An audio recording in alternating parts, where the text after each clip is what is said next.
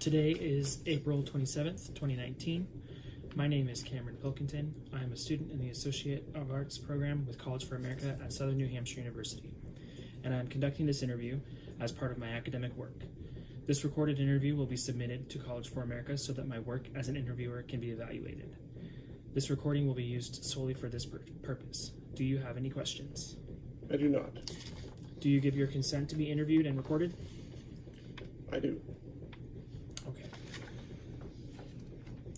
I, Carrie Pilkington, give my informed consent to participate in this interview to be recorded and used as part of the student's academic evaluation. Okay, great. So, explain to me what your conflict is. Well, earlier today, the truck was having issues running. Your brother was going to drive it to go perform a job, and he came to me and told me what he was seeing. Okay. And what was it that he was seeing? It was misfiring, and he wanted to know which cylinder was misfiring in the engine. So he went out on his own and disconnected the various wires until he figured out it was going to be cylinder number 6. And he started to remove the parts and replacing them with known good ones as part of a good troubleshoot, but it didn't resolve anything.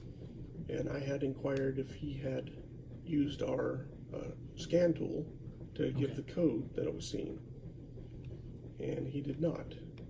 When he went out there and scanned it, you could see his frustration with the situation, that the parts he was putting into it wasn't working, but at the same time the scan tool gave him an indication that didn't make sense.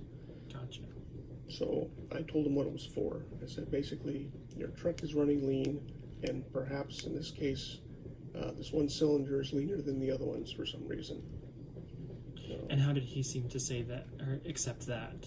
He didn't. He immediately turned around and went back out there to go fiddle with it some more. It was almost as if he had ignored everything that I said.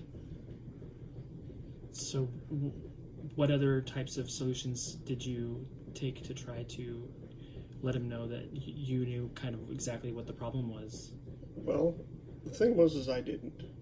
But I felt that the way he was going about it, it indicated that he didn't understand how the system worked. And so I was trying to explain it to him.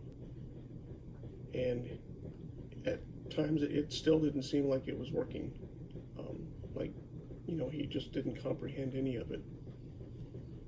And so he continued to fiddle around with things. And finally I got him in here and sat down and told him the codes he was reading were potentially related to another sensor or the fuel system. Okay. And he basically said, well, I'll go pull the spark plug. But he never finished his thought. He was immediately going to run out and go pull a spark plug, even though I clearly just said that it was another sensor or it was a fuel system problem. So then I got a little mad.